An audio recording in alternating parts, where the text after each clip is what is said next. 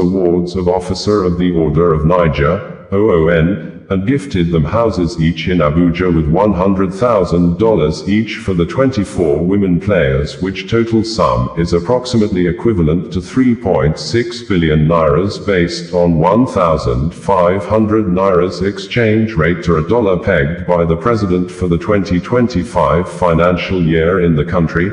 And in addition, the president gifted the 11-member technical team of the Super Falcons $50,000 each, which approximately represent a total of 825 million nairas, bringing the total cash gift to 4,425 million nairas. During the presentation, President Bola Ahmed said he never wanted to watch the match because he did not want to have high blood pressure, adding that the Super Falcons kept him hungrier as his wife, the First Lady of Nigeria, Oloremi Tinubu, was at the kitchen preparing his food while watching the match, emphasizing the First Lady almost abandoned his dinner because of the football match, and the Super Falcons on Monday could be seen singing, praising and dancing with the First Lady, Oloremi Tinubu, by thus reversing the negativity of the popular viral song of "Na Your Mama Be This" to "Na Our Mama Be This," to accept the First Lady as the mother of all in the nation, which could be recalled that, earlier in the year, specifically, in the month of March, the First Lady, Senator Oloremi Tinubu, was at the Dome Event Center in Asaba in Delta State as part of her Renewed Hope Initiative project, and during her visit, a video clip of Nigeria nursing students rejecting the First Lady as the mother of all in the nation went viral and became a popular song that was remixed by many to their desired tastes and lyrics. After the viral clip showed, the event's master of ceremony had introduced Oloremi Tinubu as everyone's mother, a common title for first ladies in the country. The nursing students refused to accept the designation, and when the MC declared, "Na Our Mama Be This," translated as, "This is our mother," the students responded in unison, "Na Your Mama Be This," translated as, "This is your mother," signaling their rejection of the title.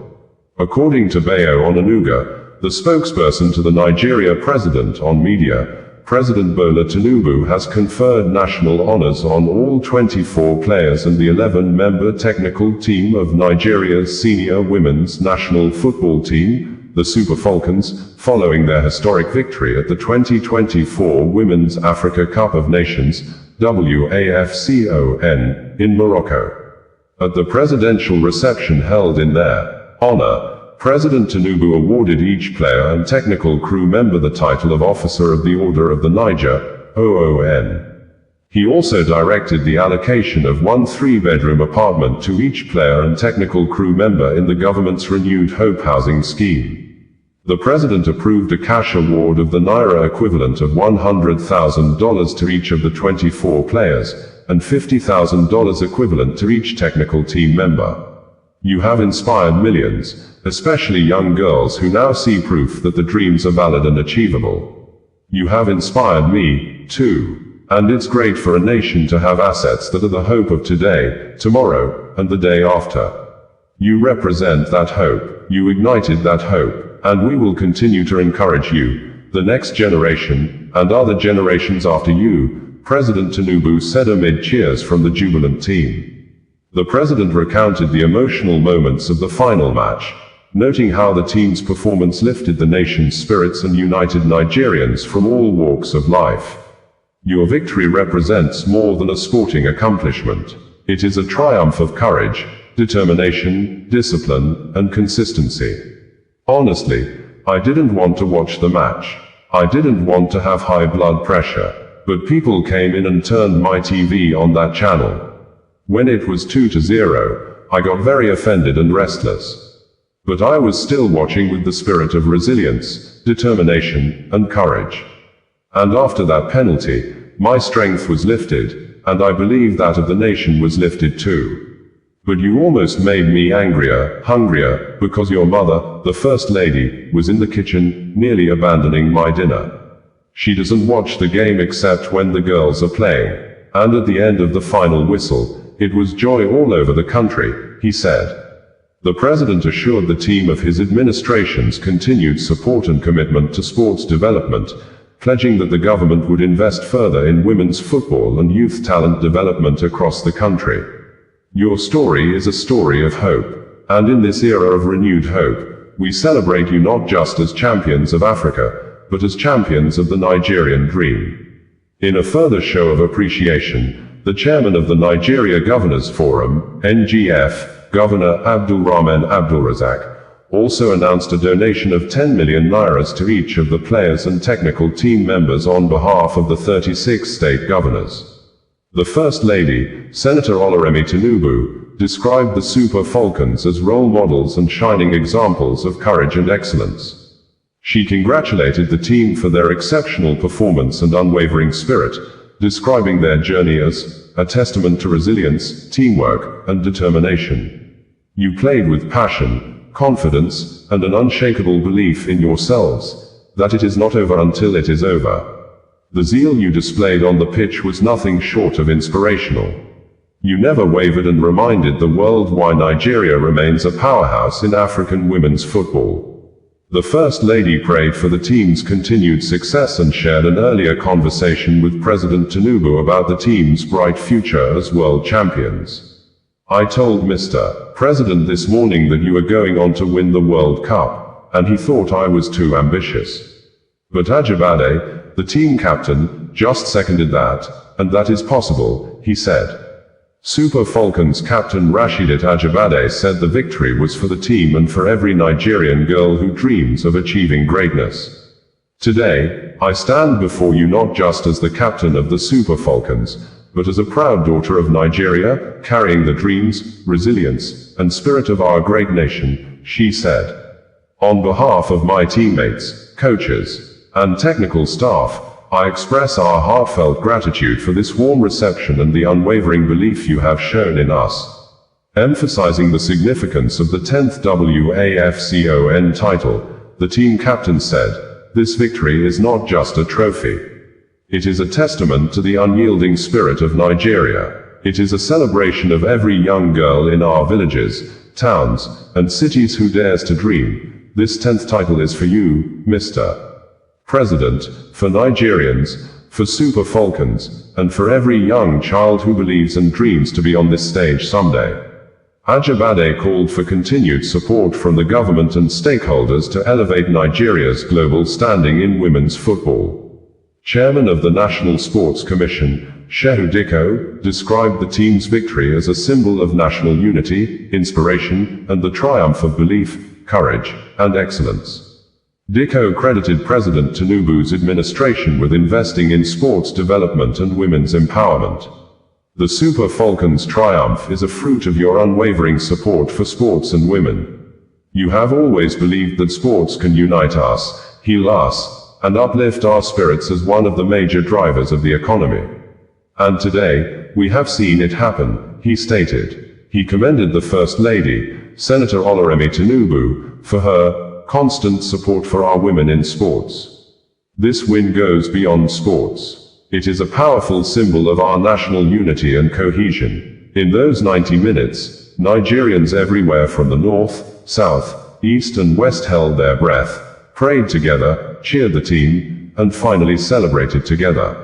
That is the power of sports, and indeed the power of our women in sports, he said. In an earlier press release on Sunday, Bayo Onanuga said, President Bola Tinubu has expressed his delight at the Super Falcons' spectacular victory at the 2024 Women's Africa Cup of Nations, WAFCON, stating that he eagerly looks forward to receiving the trophy in Abuja.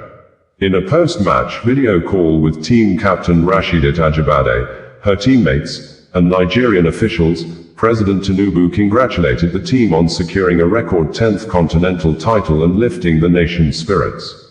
I am very, very proud of you. The entire nation is proud of you. You have lifted our spirits. You are a pride to your generation and we are all very happy. You will be celebrated, and I congratulate all the coaches and management of the team, including the ministers and the officials, he said.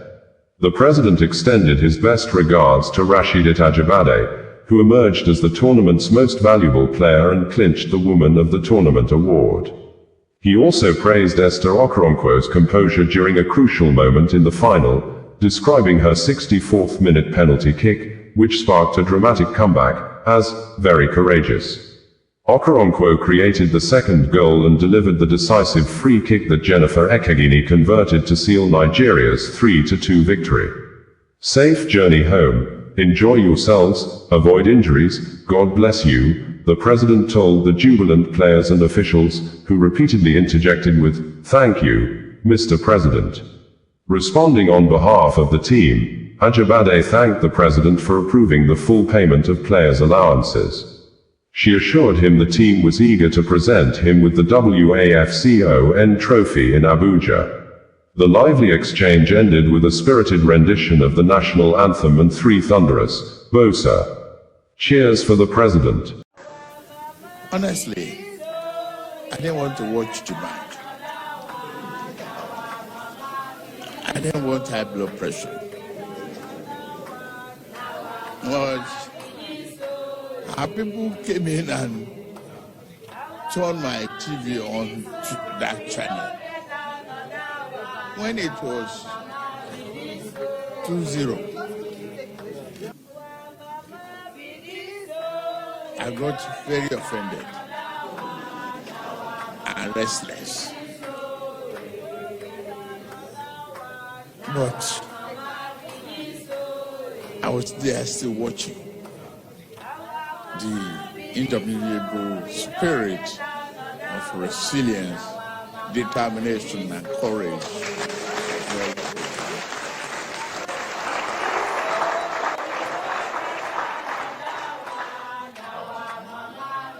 And after that penalty, and I saw a 2-1, my spirit was lifted. And I believe that of the nation, too was lifted. But what you almost did was get me hungrier, because your mother was in the kitchen almost abandoning my dinner. The game that he doesn't really watch, except the girls are the one playing.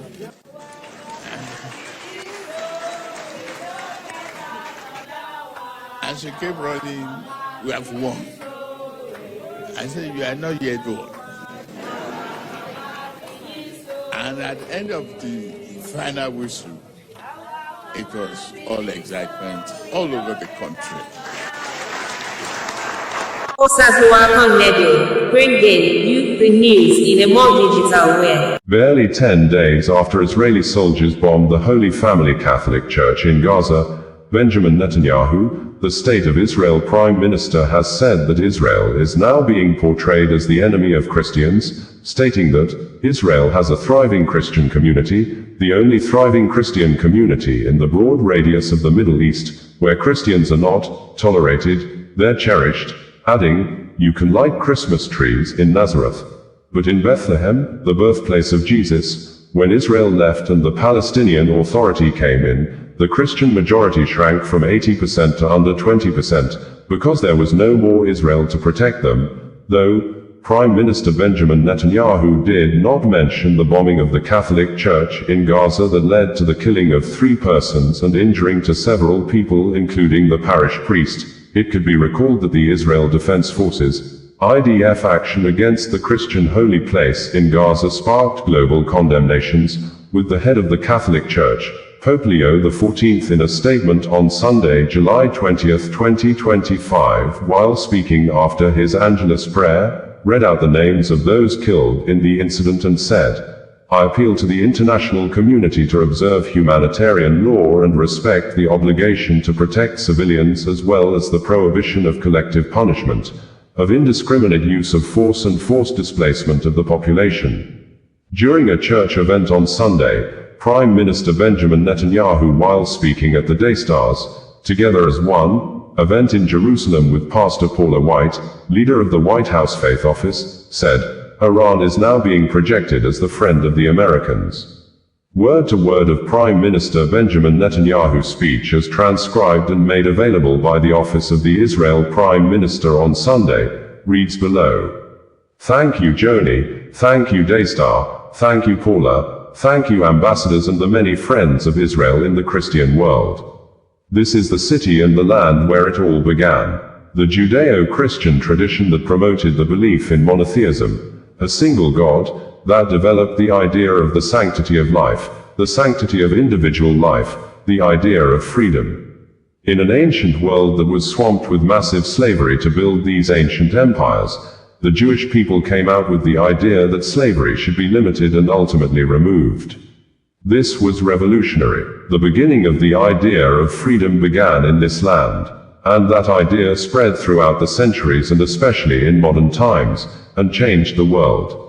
It gives hope to the world. It gives meaning to our lives. It gives a bond between the world's greatest democracy, the United States of America, and the world's vibrant democracy here in Israel. And that's a partnership that is bonded in faith, in history, in tradition. I had the great privilege of being invited to speak at the joint session of the American Congress. And I look on the wall and I see a quote from Moses. That's our common tradition, our common wellspring. We're immersed in the Bible. We live the Bible. We have a future because we have a past. And that past is shared by millions, hundreds of millions around the world. And I want to thank you on behalf of the people of Israel and the Jewish people for that enduring friendship, which is the mainstay of our present and future ability to live in a free, prosperous and peaceful world. But that bond is being challenged today. It is being challenged today by a fanatic fundamentalism, an Islamist fundamentalism that seeks to subjugate all Muslims, that they view as infidels, eradicate the American and obviously the Israeli presence in the Middle East. They call America the Great Satan. Israel is the small Satan, perhaps, but it's a small state that's standing in their way, and we fight them. We fight them together as we recently have, with President Trump's leadership and our partnership.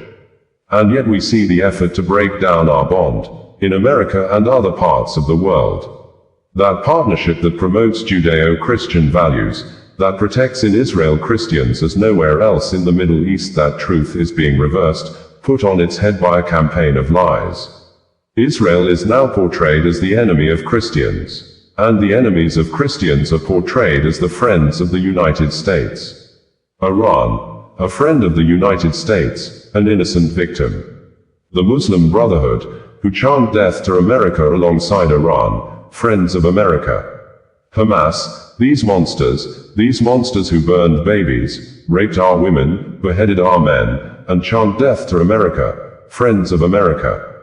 Israel has a thriving Christian community, the only thriving Christian community in the broad radius of the Middle East, where Christians are not tolerated, they're cherished.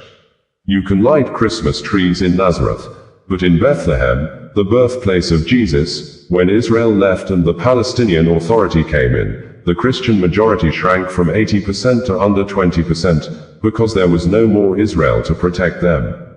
We cherish our Christian friends. We protect the Christian holy sites. Not only the Church of the Holy Sepulchre, but in the Galilee, not only in Nazareth but in the Galilee, in Capernaum, where Jesus preached for 3 years. We uphold and cherish those sites. So Israel, the guardian of Christianity in the Middle East, is presented on American television, by purchased influences, it's presented as the enemy of Christianity. What folly, what lies, what a travesty of truth. So one of the things we have fought now, in the 7-front war, we have an 8th front, and that is the front, and the battle, for truth. And I can think of no one who can carry this battle alongside with us, no one who can do it better than you, on this channel, than you, Paula, and our many Christian friends. We must fight for our common values, we must stand up for the truth. And by standing up for the truth, you stand up with Israel, and you stand with the Jewish people against this abomination of falsehoods. We can win this war exactly as we win the 7-front war. And I thank you for your support. I want to address also the ambassadors who are here. Your countries have strong Christian communities and a strong bond with us too. And I want to thank you for your support and the many, many millions around the world who have voiced support for Israel during our great battles here. We haven't finished, but we're winning, and we'll continue to win. But the main thing that I want to stress is the importance of winning the battle for truth. And that is a battle that we fought even as we speak now. Israel is presented as though we are applying a campaign of starvation in Gaza. What a bold-faced lie. There is no policy of starvation in Gaza, and there is no starvation in Gaza.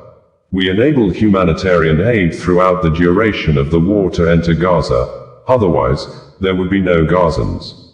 And what has interdicted the supply of humanitarian aid is one force, Hamas. Again, the reverse of the truth. Hamas robs, steals this humanitarian aid and then accuses Israel of not supplying it. Well, we have enabled the amount required by international law to come in. There are hundreds and hundreds of trucks loaded with tons. So far we've supplied 1.9 million tons of food since the beginning of the war, almost 2 million tons, and now we have hundreds of trucks that are waiting on the Gazan side of the Kerem Shalom crossing. And it's international organizations, some of them very well intended, and it's the UN too, food that they purchased, and we say, go ahead, deliver it. And they say, we can't, because combat is going on. And we say, yes, where we're fighting, we'll continue to fight, but there are safe corridors. You can bring the food to anywhere you want, that is not a problem. So we have just announced that formally, here are safe corridors. And the UN has no excuses left. No excuses left. Stop lying. Stop finding excuses. Do what you have to do and stop accusing Israel deliberately of this egregious falsehood. There is no starvation in Gaza, no policy of starvation in Gaza, and I assure you that we have a commitment to achieve our war goals. We will continue to fight till we achieve the release of our hostages and the destruction of Hamas's military and governing capabilities. They shall be there no more. We shall not have any more of these massacres. We shall not have any more of these monstrosities. We stand for human freedom and human life, and that is not commensurate with Hamas or with Iran or other Iranian proxies. We have fought this battle together. We shall win it together. And I want to assure you that we have great faith in your faith, and in our faith. We have a common bond. It is strong, it is something that represents the vast majority of Americans and I would say, just about all Israelis, and by the way, Jews and non-Jews alike, because we know that our standing together assures our common future. So I want to thank you on behalf of the State of Israel for everything that you're doing, and as the saying goes, for everything that you will do. Thank you all, thank you very much.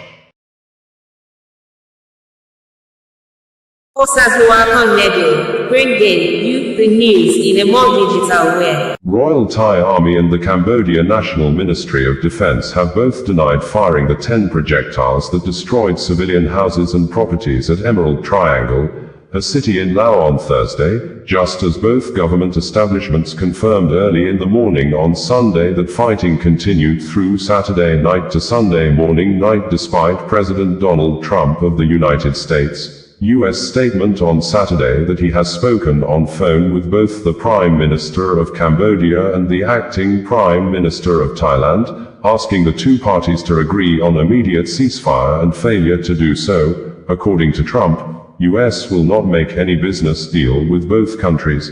In his words, Trump said, "We happen to be, by coincidence, currently dealing on trade with both countries, but do not want to make any deal with either country if they are fighting, and I have told them so. The call with Thailand is being made momentarily. The call with Cambodia has ended, but expect a call back regarding war stoppage and ceasefire based on what Thailand has to say. I am trying to simplify a complex situation. Many people are being killed in this war, but it very much reminds me of the conflict between Pakistan and India, which was brought to a successful halt.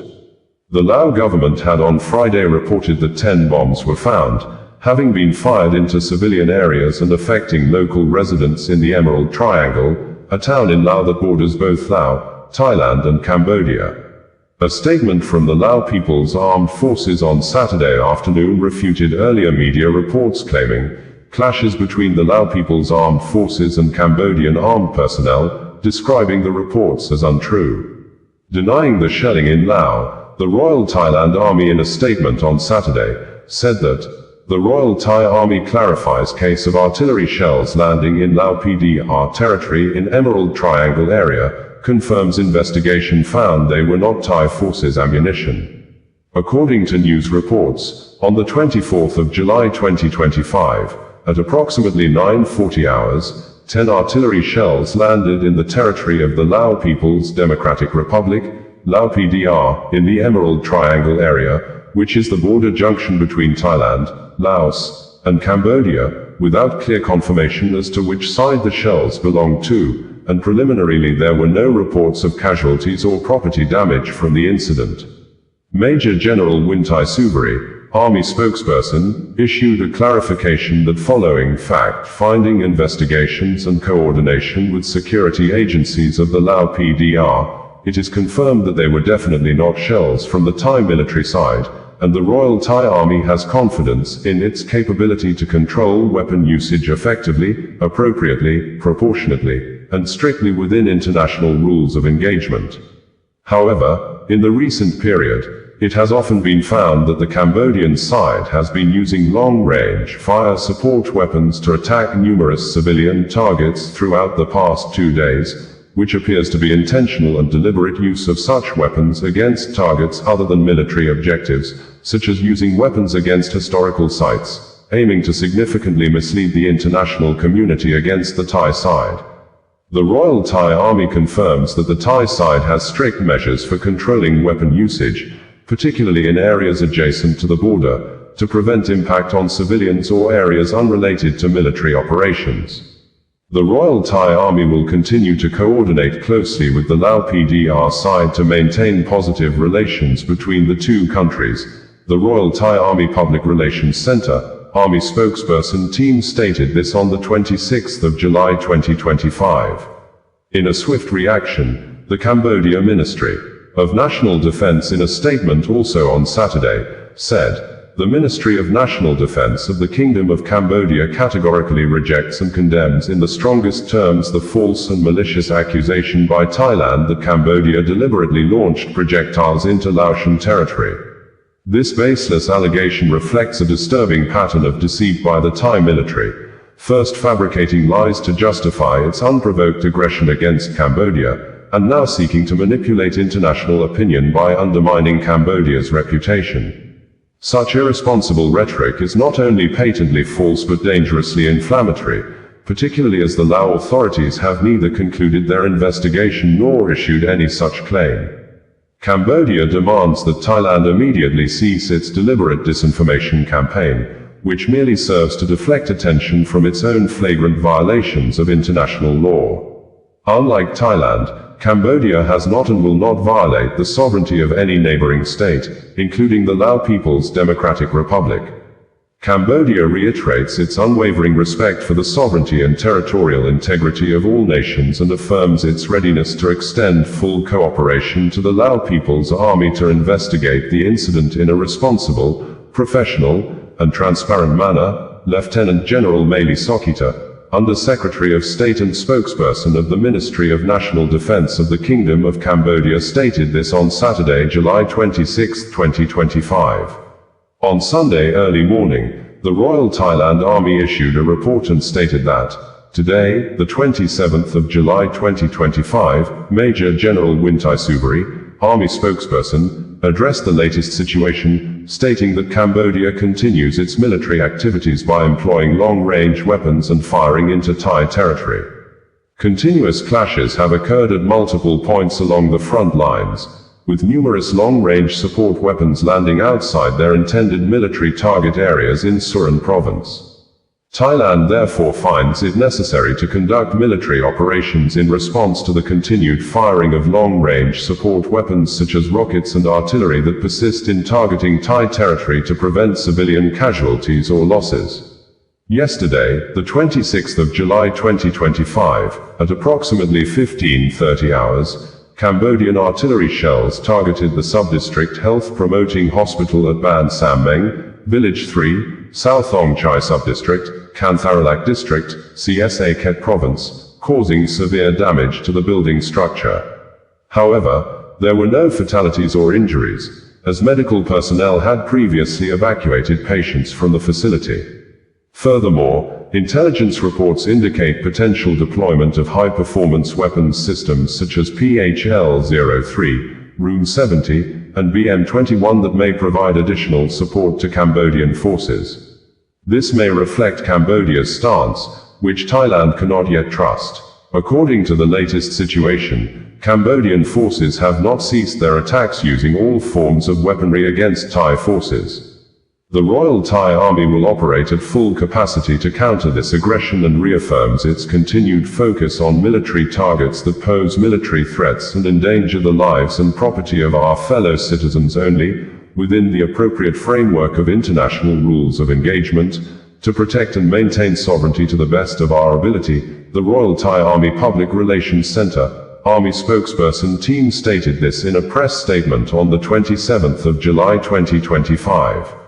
A few minutes later, the Cambodia Ministry of National Defense reacted and stated that the Ministry of National Defense of the Kingdom of Cambodia categorically rejects and condemns in the strongest terms the baseless and irresponsible accusation by Thailand that Cambodia initiated hostilities. This false claim is nothing more than a desperate attempt to shift attention away from Thailand's own flagrant and repeated violations of Cambodia's sovereignty and international law.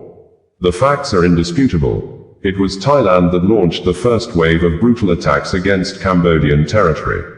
On the 27th of July 2025, at 2 o'clock, Thai forces shelled Veal Intri location. By 2:30, they expanded the bombardment to Ta Thao, Phnom 333, and Phnom Kamauch, and at 4:50, additional shelling struck Taman Tom and Ta Krabi. At 6 o'clock, Thai ground troops invaded Phnom Kamauch, and SE's, and Veal Intri location, followed by a large-scale incursion at 6:30 involving tanks and ground troops into multiple areas, including Veal Intri, 5 Makara, Phnom Kamauch, and an SE's. In a separate statement, the spokesperson of the Cambodia Ministry of National Defense added that, as of now, violations from the Thai side continue and have escalated beyond the initial incidents. Since 5 a.m. yesterday, in the operational zone of Military Region 4, Thai forces began launching continuous and intense attacks toward Bos SBOV. These escalations include the following incidents. At 10:40 a.m., Thai aircraft dropped 2 bombs on the road leading to Priya Vihar Temple. At 11:56 a.m., a Thai aircraft dropped a cluster bomb on Phnom Kamau. At 2:30 p.m., Thailand launched a ground assault using armored vehicles in the Veal Intri area. From 2:30 p.m. onward, the situation gradually de-escalated until 10 p.m. At 2 a.m., past midnight, Thai troops began a new wave of attacks on Cambodia, targeting the Veal Intri area. At 2:30 a.m., Thai forces launched additional strikes on Ta Thav and Phnom Kamau, using surveillance and combat drones. At 4:50 a.m. this morning, Thailand began artillery shelling into the territory around the Ta Mon Tom and Ta Krabi temples. At 6 a.m., Thai forces began advancing ground troops into the Phnom Kamau area. Across all conflict zones, from Ta Mon Temple to the Mom Bay area, Thailand has aggressively used heavy artillery, cluster bombs via drones, and airstrikes against Cambodian territory, Lieutenant General Meili Sokita, Under-Secretary of State and spokesperson of the Ministry of National Defense of the Kingdom of Cambodia, stated this in a statement on Sunday, July 27, 2025.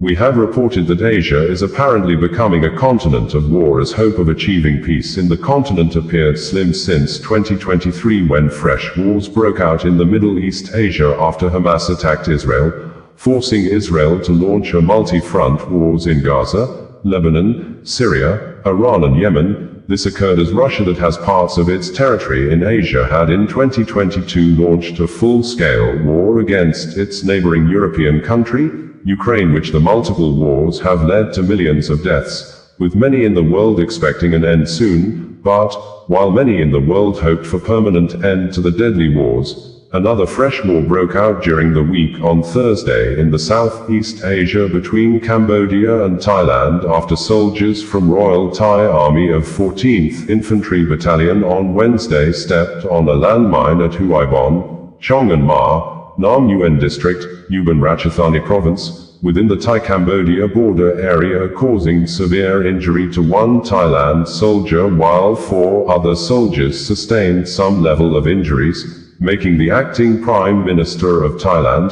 Phumtham Wechayoi, to recall the country's ambassador from Phnom Penh and expelled Cambodia's ambassador to Thailand, leading to heavy military confrontations starting next day morning, which, Cambodian news agency on Saturday reported that tens of thousands of innocent Cambodians, including children, pregnant women, and the elderly, have been forced to flee the military aggression along the border areas, including Preah Vihear, Oddar Meanchey, and Persit, and the Royal Thai Army also on Saturday released a video of its men hoisting the Thai flag at a location and stated that the Thai national flag was raised atop Phu Makwea, following Thai military operations to assault and seize the Phu Makwea area, where it said the Cambodian forces had been heavily positioned, adding that the area was successfully captured during the evening of war on Friday, while the Prime Minister of Thailand, Paetongtarn Shinawatra, who is currently on suspension, blamed the cause of the war on alleged powerful criminals in Cambodia,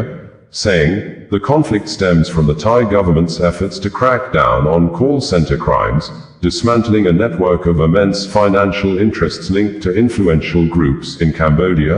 Notwithstanding, the Prime Minister of Cambodia, Samdech Mahaborva Thapade Hun Mane, in a statement called on Cambodians not to attack businesses and citizens of Thailand living in Cambodia, adding that, after the Prime Minister of Malaysia and the rotating chairman of ASEAN, Anwar Ibrahim, intervened in the matter on Thursday, both countries agreed to a ceasefire slated to start on Friday by 12 a.m., but, an hour after Malaysia Prime Minister told him that Thailand has agreed to the ceasefire, Thailand rescinded its decision and continued military actions against Cambodia, and the Cambodia Ministry of National Defense spokesperson, Lieutenant General Maili Sokita, in an operational updates on Saturday, said that Thailand has continued to expand its military, including its infantry forces, heavy weaponry into Cambodia territory.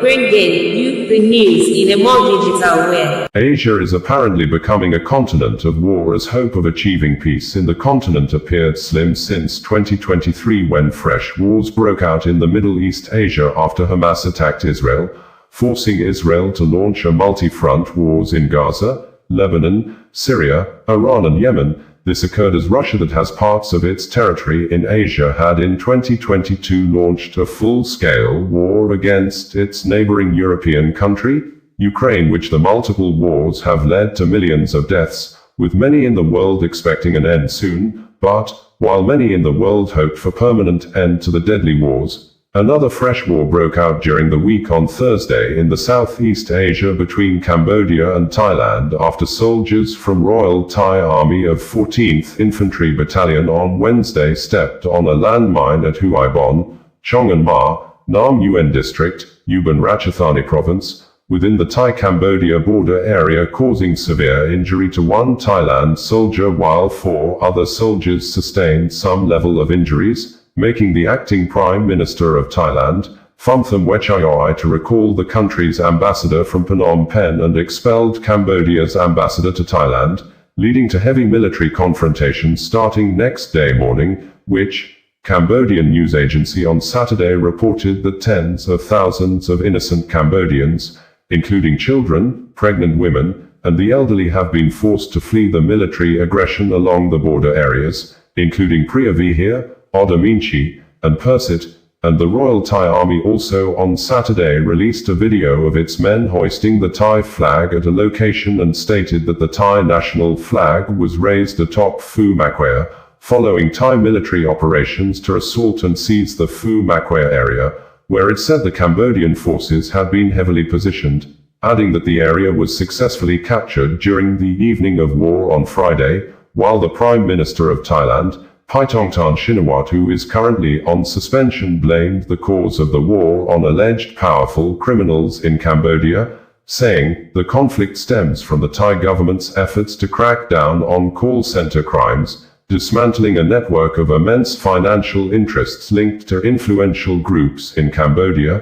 Notwithstanding, the Prime Minister of Cambodia, Samdech Mahabharva Thapade Hun Mane, in a statement called on Cambodians not to attack businesses and citizens of Thailand living in Cambodia, adding that, after the Prime Minister of Malaysia and the rotating chairman of ASEAN, Anwar Ibrahim, intervened in the matter on Thursday, both countries agreed to a ceasefire slated to start on Friday by 12 a.m., but, an hour after Malaysia Prime Minister told him that Thailand has agreed to the ceasefire, Thailand rescinded its decision and continued military actions against Cambodia, and the Cambodia Ministry of National Defense spokesperson, Lieutenant General Meili Sokita, in an operational updates on Saturday, said that Thailand has continued to expand its military, including its infantry forces, heavy weaponry into Cambodia territory. According to the Thailand military known as Royal Thai Army, the Royal Thai Army condemns the Cambodian side for the incident involving the covert placement of landmines in the border area of Chong and Ma, Nam Yuen District, Ubon Ratchathani Province, resulted in severe injuries to military personnel. On the 23rd of July 2025, at approximately 16:55 hours, an incident occurred involving Royal Thai Army personnel from the patrol team of the 14th Infantry Battalion, who encountered a landmine at Huai Bon, Chong and Ma, Nam Yuen District, Ubon Ratchathani Province, within the Thai-Cambodia border operational area. The incident resulted in injuries to 5 Royal Thai Army personnel, with one soldier sustaining severe injuries to his right leg from stepping on the explosive device, and 4 others experiencing chest tightness and tinnitus from the blast concussion. They are now being treated at Nam Yuen Hospital. Tomorrow, General Panaklayu Plodtik, Chief of Army, will visit the area to monitor the situation and provide moral support to the injured personnel. He has ordered military forces from the 1st Army Area, the 2nd Army Area, and various units to prepare for operations under the Chakrafong Phawanat plan upon receiving orders. The Royal Thai Army strongly condemns this inhumane act that violates international humanitarian principles and international agreements, occurring within the Kingdom of Thailand's territory due to actions by the Cambodian side, and calls upon the Cambodian side to take responsibility for this incident, which constitutes a serious threat to peace and stability in the border region between the two countries.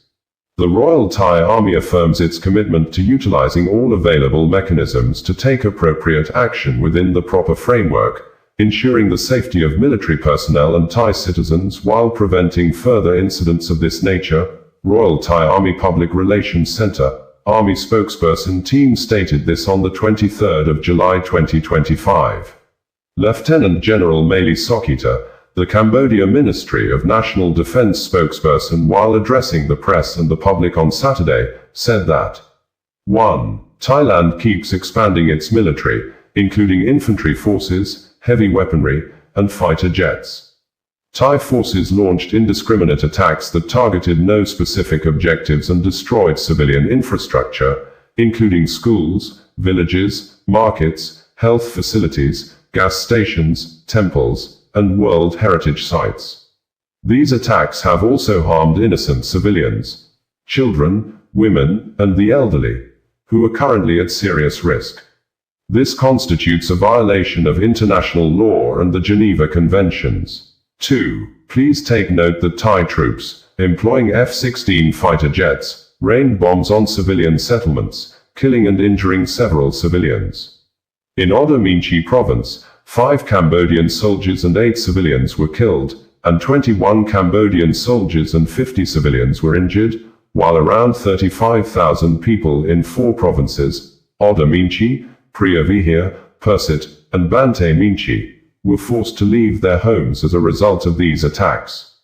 3. The Thai side continues to escalate by aggressively deploying troops to attack multiple Cambodian targets, showing no signs of de-escalation.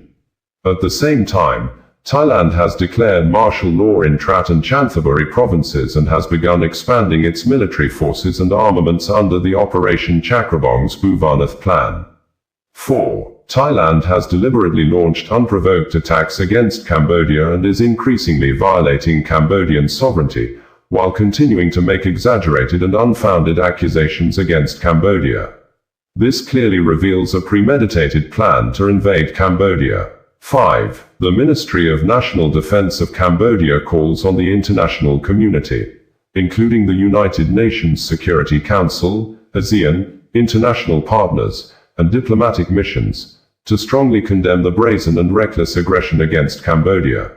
6. We call on the international community to take urgent measures to prevent further troop deployments aimed at attacking Cambodia, to ensure that Thailand respects the full territorial integrity of Cambodia, and to hold Thailand accountable for its violations of the United Nations Charter, the Geneva Conventions, and the ASEAN Treaty of Amity and Cooperation.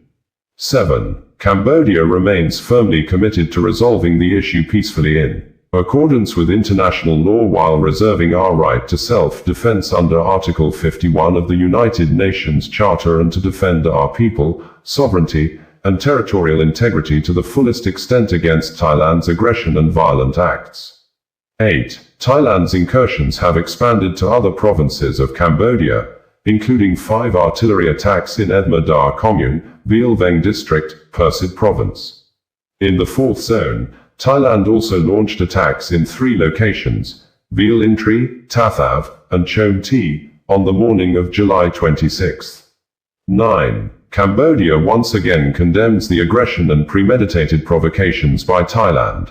Cambodia reaffirms our commitment to maintaining peace and security but nevertheless reserves the right to defend our sovereignty as a victim of the THIC's violations.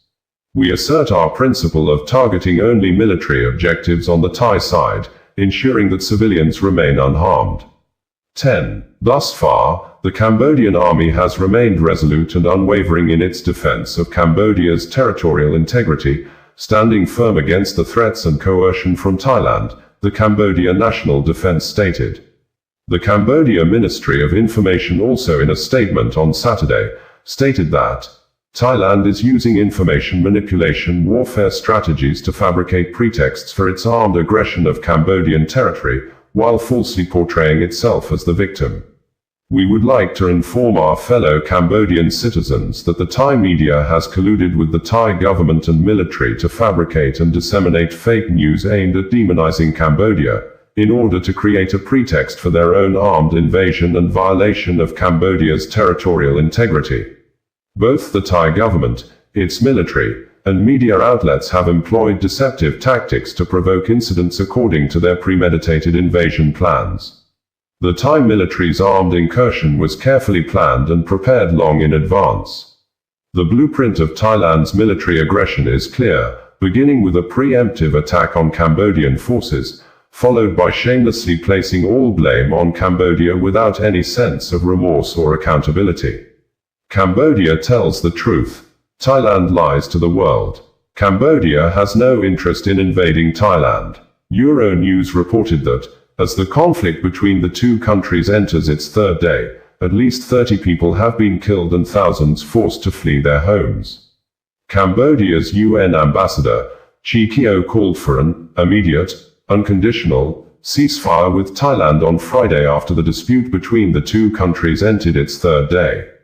The UN Security Council held an emergency meeting behind closed doors late Friday in New York, with all 15 members calling on the parties to de-escalate, show restraint and resolve the dispute peacefully. We also call for the peaceful solution to the dispute, said Chi Keo. He responded to accusations that Cambodia attacked Thailand, asking how a small country with no air force could attack a much larger country with an army 3 times its size, stressing, "We do not do that." Thailand's UN ambassador left the meeting without stopping to talk to reporters. But Thailand's acting Prime Minister Phumtham Wechayai said Friday that Cambodia may be guilty of war crimes due to the deaths of civilians and damage caused to a hospital. He said Thailand had exercised the utmost restraint and patience in the face of provocations and aggression from Cambodia. Meanwhile, the Thailand Ministry of Foreign Affairs in a statement on Saturday evening stated that, Ministry of Foreign Affairs wishes to inform that, a few moments ago, Acting Prime Minister Phumtham Wechayai had a conversation with President Trump who requested that Thailand and Cambodia agree to a ceasefire immediately. Acting Prime Minister thanked President Trump for his concern and expressed that Thailand agrees in principle to have a ceasefire in place. However, Thailand would like to see sincere intention from the Cambodian side. Acting Prime Minister thus requested President Trump to convey to the Cambodian side that Thailand wants to convene a bilateral dialogue as soon as possible to bring forth measures and procedures for the ceasefire and the eventual peaceful resolution of the conflict. It would be recalled that on June 26, 2025, the Kingdom of Cambodia had stated in its government website that Cambodian Prime Minister Hun Manet raised concerns about the lack of clarity and inconsistency between the Thai Prime Minister and the Thai military regarding the closure and reopening of border checkpoints with Cambodia. Samdech Thepade noted that at times the border was completely closed, only to be reopened in certain areas. However, the reopened checkpoints permitted only limited movement, barring general public crossing, while Thailand shifted the blame to Cambodia for initiating the closure. The Premier spoke on Thursday, June 26, at the graduation ceremony at the Police Academy of Cambodia in Kandal Province. The Premier explained that on the 24th of June 2025, the Thai Prime Minister publicly announced a full border closure with Cambodia, citing the United Nations reports alleging that Cambodia was a hub for online criminal activity. Exceptions were made only for students and critically ill patients. Thai military forces began implementing the closure on that same day. Yet, later in the evening, the spokesperson for Thailand's Ministry of Foreign Affairs came forward stating that Thailand had not officially closed its borders. Then, on the morning of the 25th of June, Thai military personnel reopened some border gates for the purpose of taking photos, though the restrictions on cross-border travel remained in effect. Cambodia does not play such covered games. If we act, we take responsibility. We already made our stance clear. If you, Thailand, close the border, we will close it indefinitely until you officially reopen it. If we continue to react to your inconsistent moves, then we will never know when this will end, the Premier underscored. Samdech Thepade reaffirmed that he is currently awaiting individuals in Thailand who will hold genuine power and adopt a clear and consistent stance, with whom Cambodia can reliably engage in good faith, in order to seek joint solutions that benefit both nations and their peoples. A Malaysia-based news media, The Star, reported that Malaysia will continue engaging Cambodia and Thailand to achieve a ceasefire in the ongoing border clashes, says Datuk Seri Anwar Ibrahim, the Prime Minister of Malaysia. The Prime Minister said that although both leaders had initially agreed to a ceasefire, fighting still persisted along the disputed border.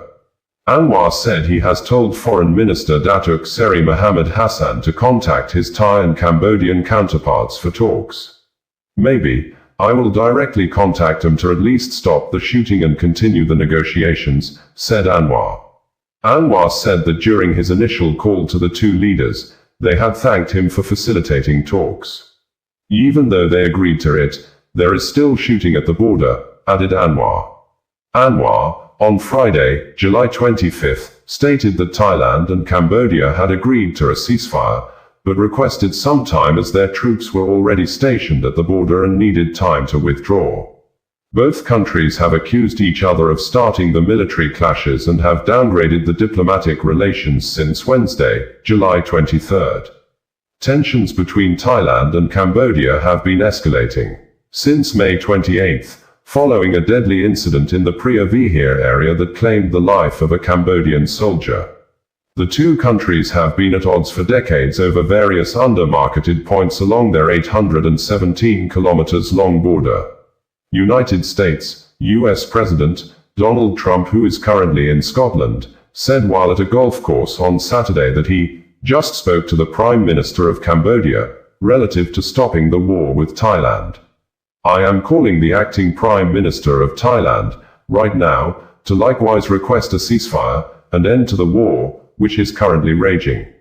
We happen to be, by coincidence, currently dealing on trade with both countries, but do not want to make any deal with either country if they are fighting, and I have told them so. The call with Thailand is being made momentarily. The call with Cambodia has ended, but expect a call back regarding war stoppage and ceasefire based on what Thailand has to say.